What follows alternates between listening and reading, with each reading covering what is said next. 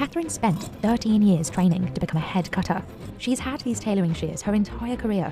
They're designed to effortlessly glide through cloth without being lifted up. You have to concentrate, because if you don't, you might just cut into a very expensive piece of cloth. Using a special tailor's code, Catherine draws chalk outlines to craft bespoke suits for the world's wealthiest clients. Everybody you can think of in the public eye, from Churchill to Fred Astaire, will have discreetly had their garments made for them in Savile Row. On this exclusive street, even ironing is an art form. A custom two-piece suit like this one can cost nearly £6,000 and takes 4 months to make. That's more than 5 times the price of a ready-to-wear suit from a high-end brand like Brooks Brothers. We travelled to the home of Bespoke Tailoring to find out what makes these suits so expensive. When buying a suit, there are 3 main categories: off-the-rack, made-to-measure, and bespoke. Off-the-rack suits come in standard sizes, while made-to-measure suits start from the same base pattern, adjusted for each customer. But at Bespoke ateliers on and around Savile Row in London's Mayfair district, tailors craft one-of-a-kind garments completely from scratch.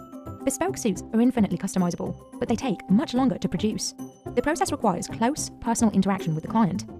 On Savile Row, you're not just paying for the suit, you're paying for the tailor. Every tailor, like a hairdresser, has a different style, a different approach, so you just have to find the right one for you.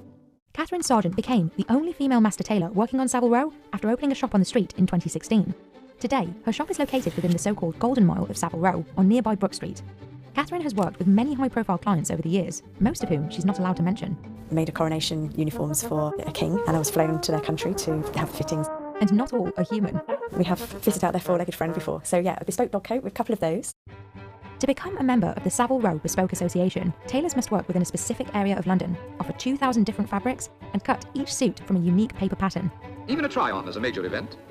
The months-long suit-making process starts with a consultation, a chance for the tailor to get to know their client and their needs. Today, her client is Richard Stoppard, a local finance executive who is looking to buy his very first bespoke suit from Savile Row. I really wanted to treat myself to something that I thought gave me a little bit more gravitas, a little bit more standing. I'm not going to lie and say that it's a small amount of money, but I see it as a smart investment. Early on, Catherine establishes basic details like the suit type and materials. But she also takes time to develop a relationship with each client by asking specific personal questions. There's a person at the heart of the creation. It's not just the tailor and their interpretation. You're making something that's really truly bespoke. She says the only struggle is managing expectations. Every man that I make a suit for wants to look like James Bond.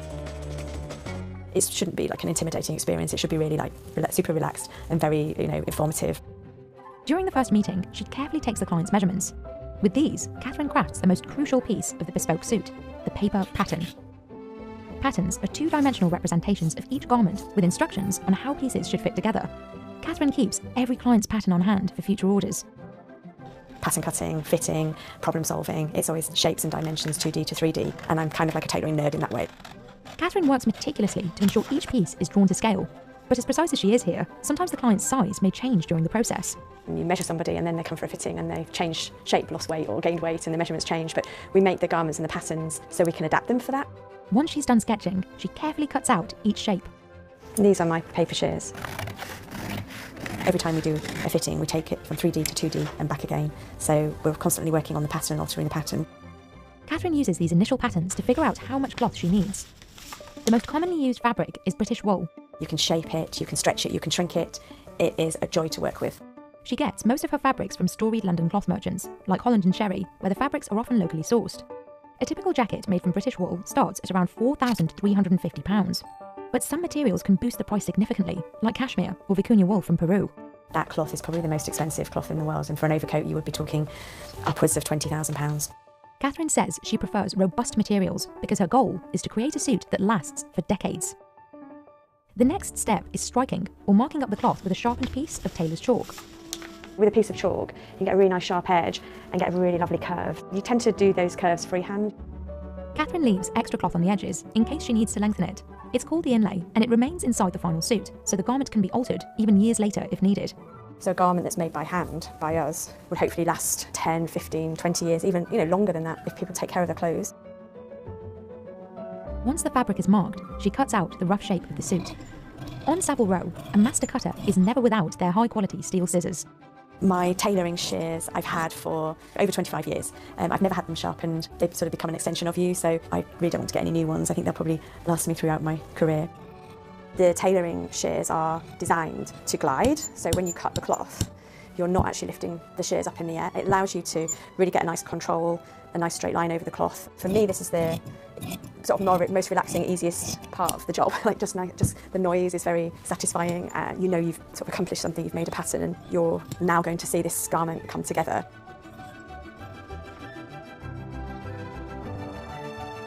At this stage, Catherine hands this bundle over to her apprentice, Emma Warner.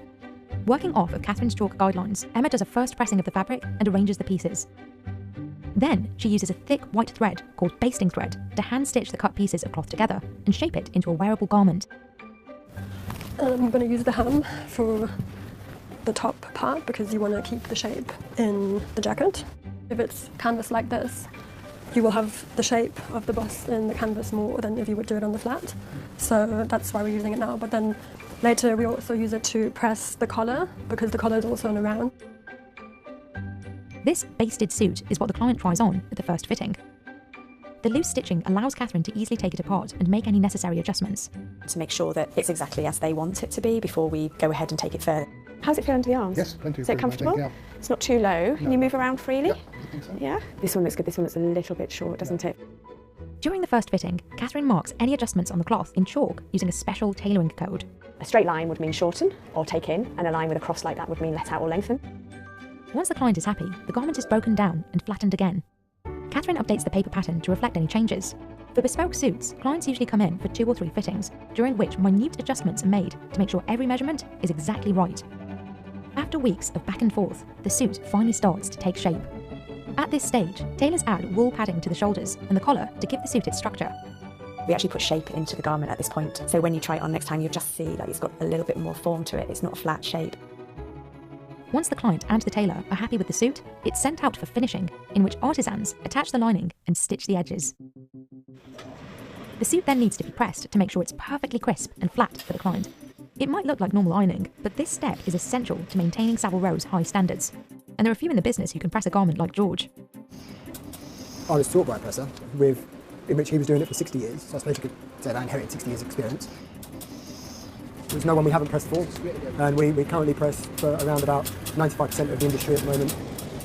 As with every other stage of the tailoring, the presser pays close attention to detail, making sure there's not a single wrinkle in any of the fabric.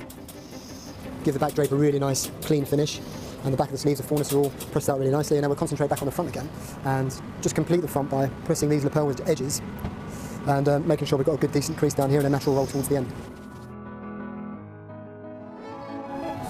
That's pretty much it. After months of work, Richard returns one last time to try on the final suit, and to make sure everything is just as he imagined. I think it's interesting on how wearing the suit makes me feel. At the moment, slightly emboldened, luxuriant. It's an interesting, sort of quite emotional experience, if I'm honest. You can normally tell as soon as they put something on, like they just kind of like their posture might be a little bit different. Looking at something on the body in the mirror for the first time when it's completely finished can be quite daunting, but once they've left the building with the garments and they've started wearing them, we quite often get good feedback saying, oh my gosh, it's really brilliant, and people stop me and ask me where did I get the suit made.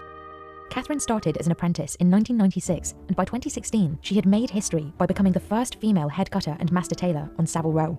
Now, others are following in her footsteps. The Savile Row Bespoke Association says it's added more than 50 apprentices since 2004, and Catherine has noticed more women in this new crop of aspiring master tailors.